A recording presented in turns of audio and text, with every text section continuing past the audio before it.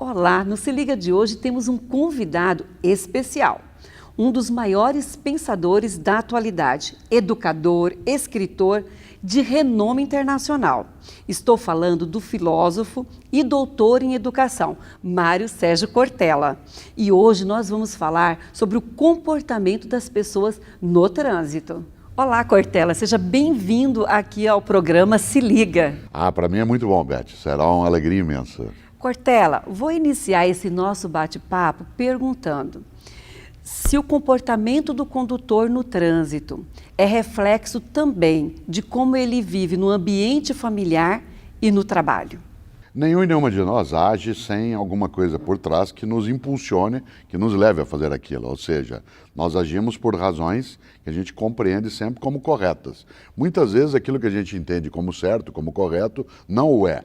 Por isso o ambiente familiar, o ambiente de amigos, o ambiente na igreja, o ambiente no lazer, ele influencia imensamente esse modo de se conduzir. Mas é preciso entender que quem se conduz no trânsito está também se mostrando como ele é, como ele pode ser, como ele deve ser e muitas vezes como ele não deve ser. Cortella, nosso tema da Semana Nacional de Trânsito é álcool e outras drogas na condução do veículo. Ao seu ver, isso faz parte da cultura do brasileiro? Nós criamos uma sociedade no Brasil, especialmente nos 500 anos nossos de formação, em que o álcool ou até a droga ilegal, ele entrou um pouco no nosso dia a dia como fazendo parte da vida.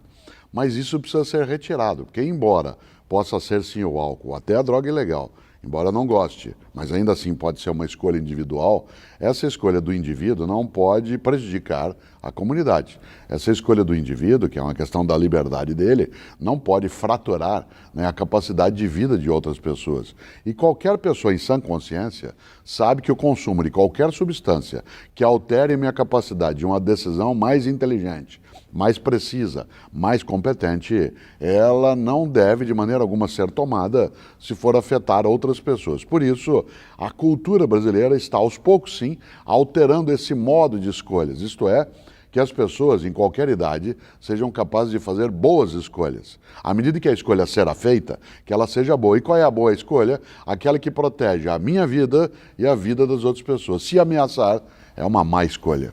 Professor, na vida e no trânsito, as pessoas têm a liberdade de escolha. E muitas dessas escolhas resultam em tragédia. Como fazer para sensibilizar as pessoas para uma boa escolha no trânsito? Eu gosto muito de trabalhar a ideia de que o que a gente tem na vida não é o trágico, a tragédia, mas é o dramático. Porque tragédia é tudo aquilo que nós, seres humanos, não temos interferência. Por exemplo, um terremoto, um tsunami, um ciclone, isso é uma tragédia. Drama, o dramático é tudo aquilo que nós podemos escolher. Exemplo, a seca numa região é uma tragédia, mas a fome é um drama. Um tsunami é uma tragédia, mas a incapacidade de alertar pessoas para a onda que está vindo, isso é um drama. Isso significa que um terremoto é uma tragédia, mas pessoas vivendo em locais onde há desabamento, isso é um drama. O drama é tudo aquilo que tem escolha. É tudo aquilo em que nós, homens e mulheres, podemos decidir. Desse ponto de vista, no trânsito, eu não vejo nada que seja trágico. Eu acho que tudo é dramático. Por quê? Porque o trágico é aquilo que nós podemos fazer? Foi Deus que quis, a vida é assim, esse é o trágico. O dramático é aquele que foi feita uma escolha. Seja a escolha do pedestre, que não se mostrou visível na hora de atravessar uma rua, seja a escolha do condutor, que acabou se equivocando porque ingeriu o que não devia, ou porque estava ao celular enquanto ele manipulava o veículo, ou porque estava conversando com outra pessoa. Nada disso, forças superiores a nós mexeram. Foi escolha humana, por isso é dramático. Cortella, o Brasil é um país juridicamente positivista. Você acredita que a educação seja o caminho efetivo para a redução dos acidentes de trânsito ou é necessário um maior rigor da lei? As duas coisas. Na vida nós fazemos o que temos de fazer quando é certo fazê-lo, por convicção ou por coerção. Fazemos porque nós achamos que assim é que deve ser feito ou porque tememos que ao fazer o incorreto haja algum tipo de punição sobre mim. Claro que nós preferimos a educação.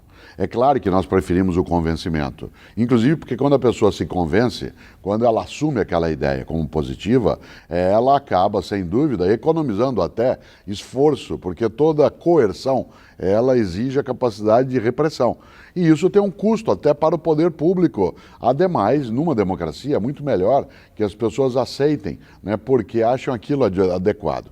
Desse ponto de vista, embora a educação ela seja, sem dúvida, o que terá maior possibilidade de alcance, a presença de uma legislação também ajuda imensamente. Desse ponto de vista, de maneira alguma eu descarto uma legislação que seja mais rigorosa, o afastamento da impunidade, a responsabilização daquele ou daquela que pratica algum delito, inclusive com privação de liberdade. Porque uma das coisas mais importantes é exatamente a capacidade, não de assustar alguém, mas de deixá-lo em estado de alerta. Por isso, sim, a educação na família, na escola, nos meios de comunicação, mas uma legislação que seja absolutamente intransigente com qualquer tipo de homicídio, de violência, de capacidade de destruir o que não deve ser destruído. Tem cidadão, Cortella, condutor, que lá no Detran tem 150 pontos na carteira. Aquele condutor, infrator, quanto mais. Esse acho que é o rigor da lei, né, Cortella? Não, todos temos que ter mesmo, de fato, claro, o rigor da lei, mas há algumas pessoas que entendem que ela pode fazer como se fosse um direito dela. Ao contrário, numa vida coletiva, né, a democracia não é a ausência de ordem, é a construção coletiva da ordem. Uma democracia, ela exige, acima de tudo, que cada um e cada uma assuma aquilo que é o seu direito e dever, possa exercê-lo com muita clareza, mas não se considere acima de qualquer coisa. Todas as vezes que a gente tem uma legislação que é frágil, ou que a gente tem um sistema de julgamento que é marcado pela impunidade ou pela tibieza, né, pelo enfraquecimento, acaba gerando das pessoas essa ideia. Por exemplo, alguns países do mundo, a pessoa não precisa, por exemplo, ir até, né, o local da autoridade de trânsito para tirar a sua habilitação. Ela pode pedi-la pelo correio. Né? Nós achamos estranho isso no Brasil ainda. No entanto, nesses países, se ela cometer qualquer ilícito, nos primeiros 2 anos ela fica 10 anos sem poder dirigir. O que significa que há um contrabalanceamento, né, daquilo que pode ser feito.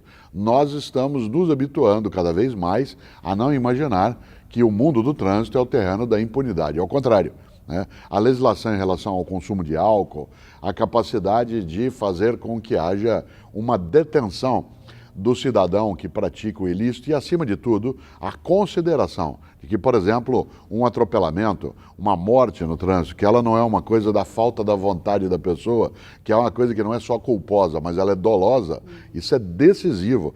Era absolutamente estranho que nós tivéssemos uma legislação que colocasse, por exemplo, a pessoa que produzisse um acidente após ter ingerido bebida alcoólica como mera culpa, porque se ele não teve a intenção de fazê-lo daquele modo, não. Mas teve a intenção de fazer o que poderia levar aquilo. E nesta hora não há o que discutir. Cortella, uma das iniciativas do Departamento Estadual de Trânsito de Mato Grosso do Sul é conversar com os líderes religiosos, sensibilizá-los a levar uma mensagem de paz no trânsito aos seus fiéis. Na sua opinião, essa iniciativa é válida para toda uma conscientização da população? Ela é uma iniciativa essencial, né? Ela é mais até do que válida, é algo que não pode não ser feito. Afinal de contas, homens e mulheres que têm uma ascendência, que têm uma proeminência do ponto de vista religioso sobre suas comunidades, como a finalidade de uma religião é a reverência à vida e, ao mesmo tempo, a elevação da condição coletiva de vida, fazer com que líderes, homens e mulheres de várias práticas de fé, se ausentem desse processo de formação dentro do trânsito seria estranho. Por isso essa iniciativa, ela é, como eu dizia, absolutamente essencial. Não há como deixar de lado, deixar fora pessoas que têm essa capacidade pedagógica de influência sobre suas comunidades. Aliás, embora não seja algo ligado ao campo de uma religião específica, precisa sim ser entendido como sendo um respeito à vida. E esse respeito à vida também está dentro das religiões. Se líder religioso fosse aqui no Mato Grosso do Sul, eu não teria a menor dúvida de estar presente. Aliás, se eu não fosse procurado para fazê-lo, eu mesmo ia procurar para participar, porque isso protegeria a minha comunidade de fé. O nosso bate-papo está bem legal, Nós conseguimos aprender muito hoje com o nosso escritor, pensador e grande palestrante internacional, Cortella. Cortella, deixa uma mensagem para os nossos jovens, principalmente o nosso público que assiste o Se Liga. Eu acho que uma das grandes mensagens é aquela trazida por um britânico chamado Beda, um homem do século VIII que dizia o seguinte: há 3 caminhos para o fracasso. 3 caminhos para o fracasso. Primeiro, não ensinar o que se sabe. Segundo, não praticar o que se ensina. E terceiro, não perguntar o que se ignora. Olha só, 3 caminhos para o fracasso.